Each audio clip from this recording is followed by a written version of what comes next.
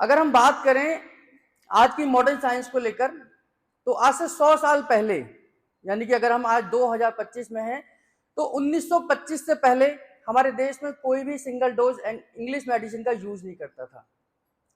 यानी कि 1925 से पहले हमारे देश में केवल आयुर्वेद का इलाज होता था।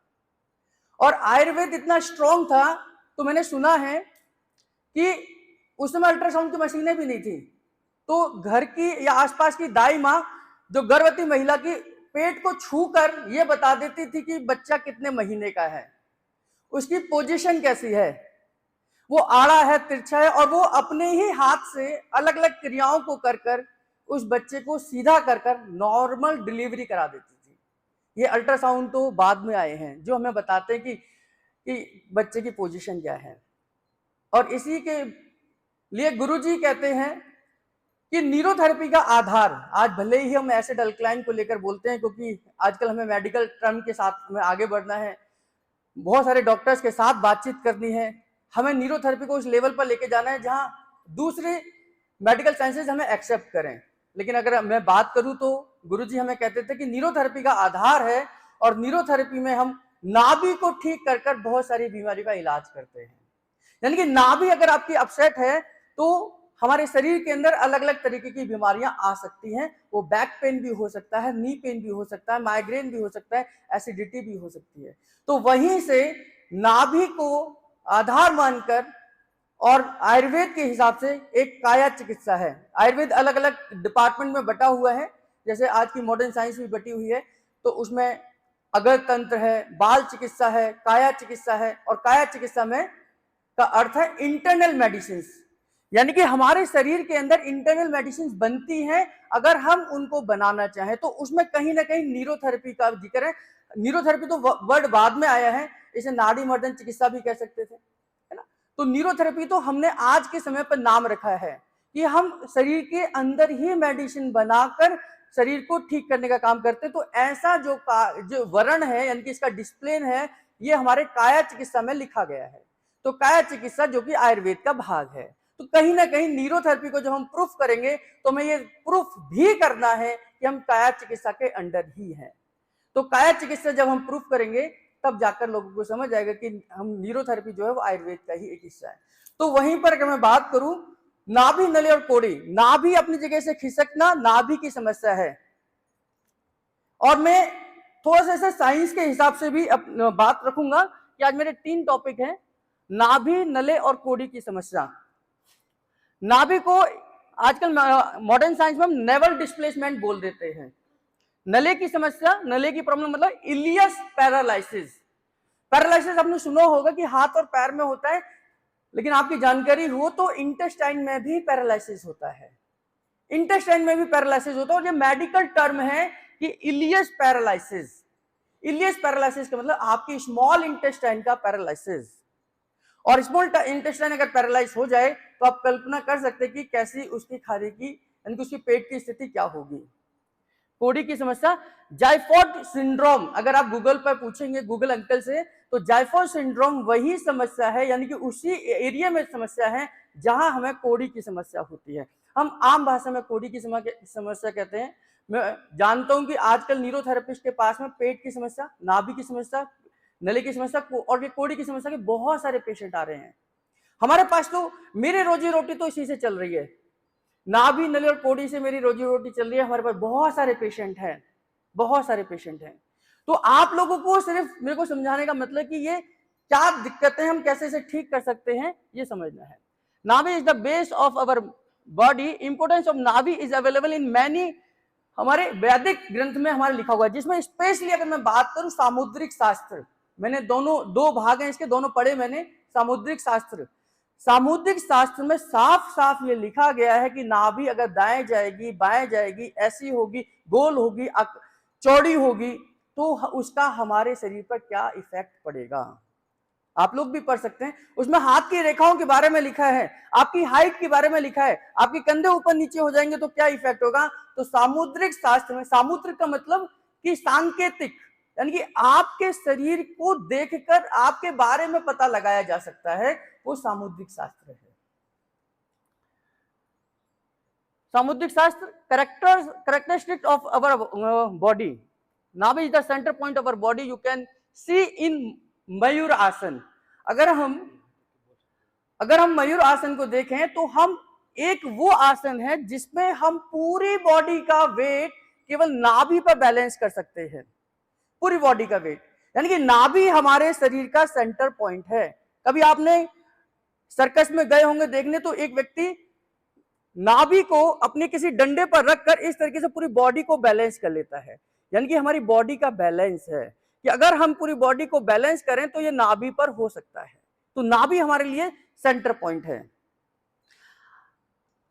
हमारे ब्रह्मा जी की उत्पत्ति, जो इस सृष्टि के निर्माता हैं, उनकी उत्पत्ति नाभि से हुई. आप लोग सब जानते हैं जो इंपोर्टेंस ऑफ नाभि है. According to Ayurveda, navel pulse help to diagnose many disease. Ayurveda में केवल ये पल्स को देखकर, नाभि की धड़कन को देखकर ये बता दिया जाता था कि आपने 3 दिन पहले क्या खाया है. आजकल डॉक्टर पूछते हैं, पहले के आयुर्वेदाचार्य बताते थे कि आपने 3 दिन पहले ये खाया है, बादी की चीज खाई है, इसलिए आपको ये बैक पेन या जो भी समस्या हो रही है. इन ancient time our rishi muni use navel to go outside from the body, यानी कि हमारे से जब वो लोग ध्यान मग्न हो जाते थे, वो पूरे ब्रह्मांड में कहीं दूसरी जगह जाते थे, तो नाभि से उनका कनेक्शन होता था, नाभि से कनेक्शन होता था. All the power of the Ravan in the nabhi. हम सब जानते हैं कि रावण को जब नाभि में तीर लगा तभी वो मरा, यानी कि नाभि में इतनी ताकत है. ना केवल रावण की, आप लोगों की नाभि में भी उतनी ताकत है. अगर नाभि ऊपर नीचे हो जाए, लूज मोशन लग जाए या कॉन्स्टिपेशन लग जाए, तो 100% आप अपना ध्यान अपने काम पर लगा ही नहीं सकते हैं. बार बार पेट में गुड़गुड़ होगी, बार बार बाथरूम जाएंगे, बार बार गुड़गुड़ होगी, कभी कुछ होगा.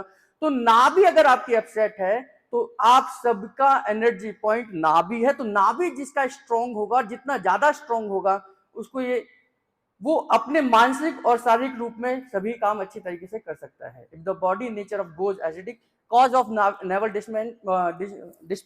डिस्प्लेसमेंट, कि नाभि किस वजह से गड़बड़ होती है. न्यूरोथेरेपी का आधार है कि हम जानते हैं कि बॉडी का नेचर एसिड अल्कलाइन जब बिगड़ जाता है तो हमें बीमारियां आती हैं. If empty stomach we do heavy weight lift exercise, अगर हम खाली पेट कुछ भी फिजिकल एक्सरसाइज कर रहे हैं, लंबे समय तक कर रहे हैं, तो नाभि अपनी जगह से खिसक सकती है. कोई जर्क, कोई झटका, कोई एक्सीडेंट भी हमारी नाभि को खिसका सकता है. हम गलत तरीके से पोस्चर से एक्सरसाइज कर रहे हैं तो भी नाभि खिसक जाती है. कई बार हमारा कोई वेट उठा रहे हैं, हम टेढ़े मेढ़े हो गए, तो गलत पोस्चर से भी नाभि खिसक सकती है, रॉन्ग पोस्चर से भी खिसक सकती है. इफ सिम्टम्स ऑफ नाभि नेवल डिस्प्लेसमेंट, ये आप सबको ध्यान करना है. मैं वही आयुर्वेद की बात कर रहा हूँ. मॉडर्न साइंस तो हम लोग सीख ही रहे हैं. अगर नाभि ऊपर की तरफ चले जाए तो ये सिम्टम्स हो सकते हैं. वॉमिटिंग हो सकती है, हाइपर एसिडिटी हो सकती है, हेडेक हो सकता है, इंडाइजेशन हो सकता है, यूडीएफ हो सकती है, जो हम लोग सब जानते हैं. इफ नाभि गोज डाउन साइड, यानी कि नाभि की धड़कन अगर नाभि से नीचे की तरफ आपको महसूस हो रही है, तो उस समय पर लोअर एब्डोमेन पेन, पीरियड्स की समस्या या प्रोलैप्स ऑफ यूट्रस हो सकता है. मेल के अंदर स्पर्म की भी संख्या कम हो सकती है, यानी कि स्पर्म से रिलेटेड भी प्रॉब्लम हो सकती है. इफ नाभि गो लेफ्ट साइड, कॉन्स्टिपेशन होगा, म्यूकस फॉर्मेशन होगा, इन्फ्लामेशन होगी, कोलाइटिस होगा और pain in left side of the नाभि होगा.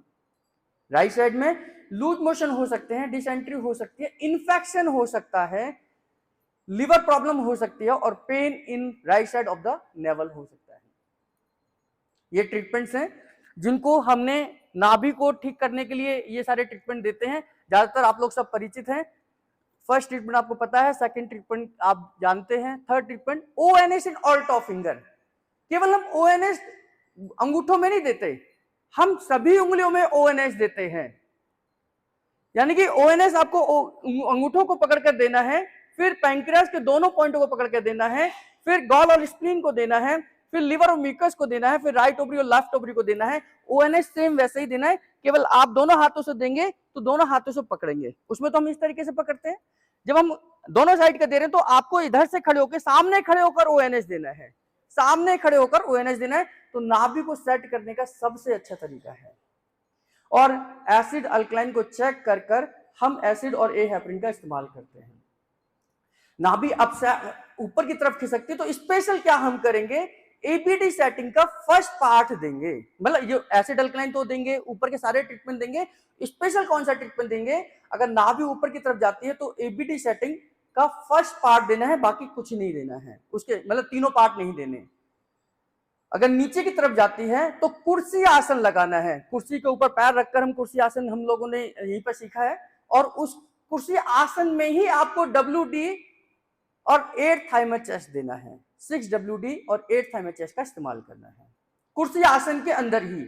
इफ नाभि गोज टू लेफ्ट साइड तो राइट सुपर फास्ट ट्रीटमेंट, आपको पता होगा गुरुजी ने सिखाया था सुपर फास्ट ट्रीटमेंट, तो राइट सुपर फास्ट ट्रीटमेंट देना है और इन्फ्लामेशन ट्रीटमेंट हमने एड ऑन करना है। अभी नाभि गो राइट साइड तो लेफ्ट सुपर फास्ट ट्रीटमेंट देना है और इन्फेक्शन ट्रीटमेंट देना है। ये ध्यान करना कि नाभि के हिसाब से आपने अपने ट्रीटमेंट को चेंज करना है।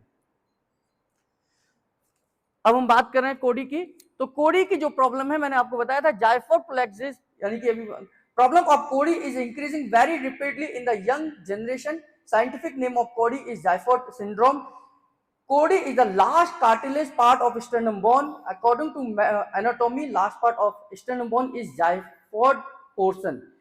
This is very soft part of cartilage, which is more felt and visual in children. बच्चों में आपने देखा होगा कभी, हमने तो अपने इधर देखते हैं हम लोग कि बच्चे की अगर कोड़ी गिर जाए तो वो दिन रात रोता रहता है, ना वो दूध पिएगा, ना वो पानी पिएगा, ना वो कुछ खाएगा, वो दिन रात रोता रहता है। और आप डॉक्टर को दिखा लो, आज तक बहुत सारी दिक्कतें आती है उसे ठीक करने में, शायद डॉक्टर नहीं ठीक कर पाते, और हमारी आसपास की दाई माँ आती है, एक अंगूठा लगाती है और उसे ऊपर खिसकाती है और कोड़ी ठीक हो जाती है और बच्चा आराम से अब खाना खा लेता है और आराम से दूध पीता है।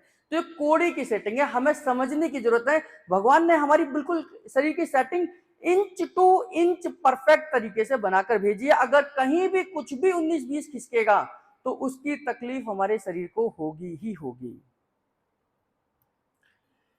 Symptoms of Cody: discomfort, pain in chest area, feel dull and swelling on chest area, difficult to swelling, किसी खाने को पानी को निगलने में हमें तकलीफ हो सकती है, बहुत बार यहाँ स्वेलिंग सा भी हमें लग सकता है।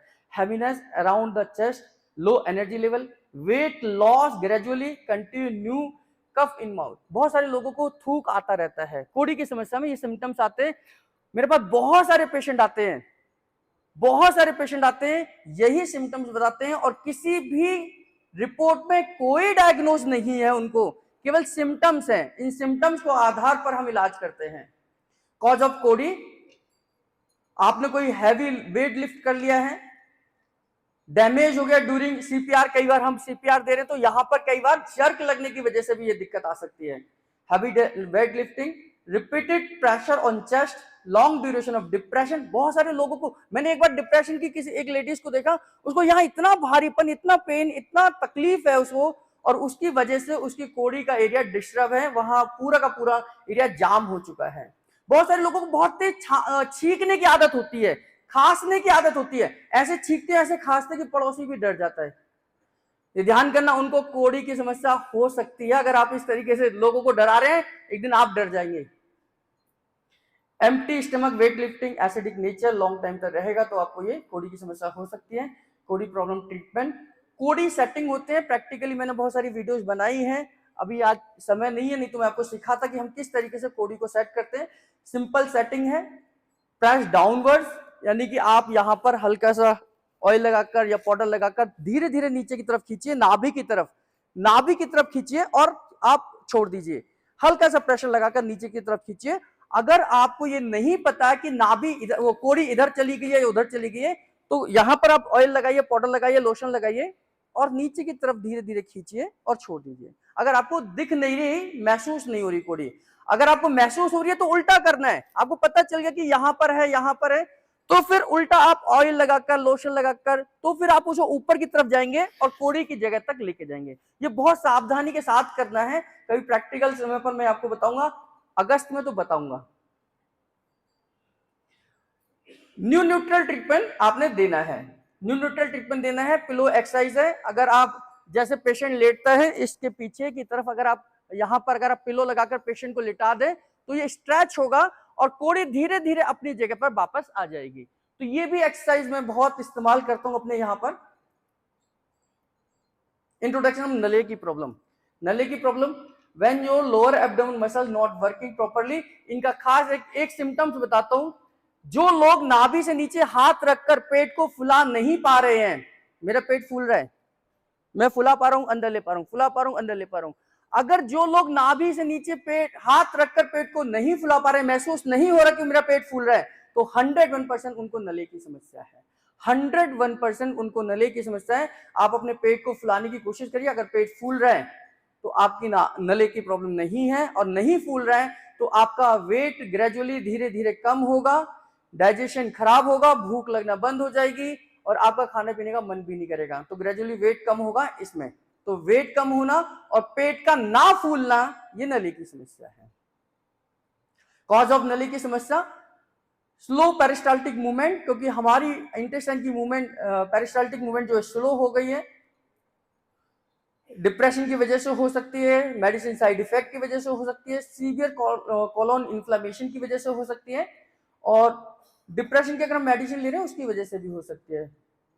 सिम्टम्स ऑफ नले की समस्या, मतलब जो मैंने आपको बताया सिम्टम्स है कि रैपिडली अगर वेट लॉस हो रहा है, 1 महीने में 5 kg वेट कम हो गया है, स्टिफनेस है, टाइटनेस है पेट के नीचे, नाभि के नीचे, मैंने सैकड़ों पेशेंट देखे हैं, ये अनुभव बता रहा हूं, ये मैं मेडिकल साइंस नहीं पढ़ा रहा आपको, ये मैं अपना अनुभव पर्सनली बता रहा हूं कि नाभि से नीचे गई थी, इतना टाइट हो जाएगा कि ऐसे लगे कि आप पत्थर छू रहे हैं, पत्थर पड़ गए हैं पेट के अंदर, ऐसा मैंने देखा। और बहुत सारे पेशेंट हमारे पास ठीक हुए हैं।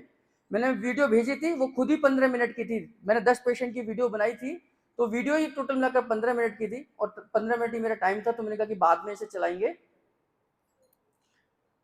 सॉल्यूशन ऑफ नली की समस्या, ऐसे पेशेंट को हैप्पीनेस फॉर्मूला देना चाहिए। ये यहाँ फॉर्मूला नहीं है, मैं आपको शेयर कर दूंगा, हैप्पीनेस फॉर्मूला आप लोग याद करना, कभी व्हाट्सएप करना, मैं आपको भेज दूंगा।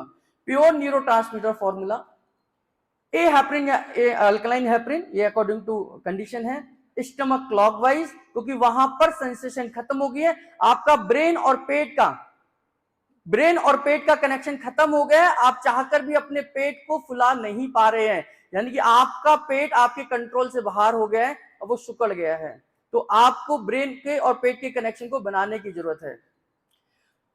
केसु के फूल की आप सिकाई कर सकते हैं। फिजिकली ट्रीटमेंट है spinal clockwise, organ clearance, ABD setting, folded leg, CRT, ये बहुत जरूरी है। मैंने एक ग्रुप बनाया है अपने फिजिकल पॉइंट्स का, जिसको हम काफ मसल्स रिलैक्सेशन टेक्निक कहते हैं। मैंने 2024 में काफ मसल्स के ऊपर बहुत काम करा। काफ मसल्स हमारा सेकंड ब्रेन है, ये आप लोग भी जानते हैं। काफ मसल्स हमारा सेकंड स्मॉल इंटेस्टाइन है। आपके अगर स्मॉल इंटेस्टाइन का फंक्शन नहीं हो रहा तो आप काफ मसल को स्टिमुलेट करिए, आप उसे वहां पर क्लॉकवाइज करिए, आप उसे बॉटम अप फीड दीजिए, आप फॉरवर्ड बेंडिंग दीजिए, आप उल्टा फॉरवर्ड बेंडिंग दीजिए, आप बसंती दीजिए, आपका पेट धीरे धीरे ठीक होने लग जाएगा। तो CRT calf muscle relaxation technique 7 point है, आप लोग में से किसी के पास होगा मैं शेयर कर दूंगा वीडियो। और ये आसन आपके लिए बहुत अच्छे हैं, मतलब जिन लोगों को अगर हम ऐसा ट्रीटमेंट दे रहे हैं, ये 2 आसन का एक ग्रुप है, ये उष्ट्रासन और शशांक आसन। हर आसन में 7 सेकंड होल्ड करना है, फिर दूसरे आसन में आना है। उष्ट्रासन, शशांकासन, 7 सेकंड उष्ट्रासन, 7 सेकंड शशांकासन, ऐसे 7 बार करना है। दूसरा सेतुबंध आसन और पवन मुक्तासन, 7 सेकंड के लिए सेतुबंध आसन करना है, तुरंत उसके बाद पवन मुक्तासन करना है, फिर सेतुबंध आसन करना है, फिर हमने पवन मुक्तासन करना है, 7 बार करना है। अगर आप साइकिलिंग कर सकते हैं तो 15 से 20 मिनट साइकिलिंग करिए, बहुत अच्छा है। आपके पेट की काफ मसल, आपकी स्मॉल इंटेस्टाइन की मसल्स को उससे ताकत मिलती है। धनुरासन और वज्रासन, धनुरासन और वज्रासन ये भी 7-7 सेकंड करना है। पहले धनुरासन, फिर आपको वज्रासन, बोथ आसन टुगेदर विद 7 टाइम और 7 second. Do and do don'ts भी आपको फॉलो करना है। टेक प्रॉपर स्लीप, हमें नींद पूरी लेनी है बायोलॉजिकल क्लॉक के हिसाब से। हमारी जितनी भी हार्मोन्स हैं, केमिकल हैं, ये रात के समय ही बनते हैं जो भी हमारे गड़बड़ हो रहे हैं। Do yoga, exercise, meditation regularly 30 minute करें, और काम एंड कूल रहें। किसी भी सिचुएशन में अपने आप को धैर्य से उसको हैंडल करें। बहुत ज्यादा उत्तेजित होने की जरूरत नहीं है, गुस्सा होने की जरूरत नहीं है। Do not take alcohol, caffeine, drugs, ये आपको नहीं लेना। प्रॉपर लिक्विड डाइट जरूर लेना है, 4 लीटर आपने पूरे दिन में लिक्विड डाइट जरूर लेना है। और एंटी डिप्रेशन मेडिसिन से बचने की कोशिश करें। Do not sex empty stomach, बहुत सारे लोग गलती करते हैं, हमारे पास मेल पेशेंट आते हैं, मास्टरबेशन कर रहे हैं, दिन में 3-3 बार कर रहे हैं, 4-4 बार कर रहे हैं, खाली पेट कर रहे हैं, ये बहुत बड़ी गलती करते हैं। वो खुद आकर एक्सेप्ट करते हैं, सर बचपन की गलती, हमारे अनजाने में गलती हो गई और हमारे को ये दिक्कत है, उसके बाद आगे हमारा वेट लगातार लॉस हो रहा है, ये वो खुद एक्सेप्ट करते हैं। मैंने कहा कि मैं अनुभव बता रहा हूँ पेशेंटों को, आपके लिए साझा कर रहा हूँ। अवॉइड एम्प्टी स्टमक वर्कआउट, खाली पेट कोई भी फिजिकल काम ना करें, ये फूड है अवॉइड करें। मैदे के packed food, gastric food, spicy food, weather यानी कि आपको मौसम बेमौसम की चीजें नहीं खानी चाहिए, जो जिस मौसम में आते हैं वही चीजें हमें लेनी चाहिए। आप फोटो ले लेंगे। और धन्यवाद आप सबका, आपने इतने धैर्य से सुना। और इसकी स्कैन की आप फोटो खींच लेना। यहाँ आपसे रिक्वेस्ट है, ये मेरा स्वार्थ है, इसकी फोटो ले लेना, घर जाकर जो आपको अच्छा लगे मेरे बारे में गूगल पर लिख देना। धन्यवाद।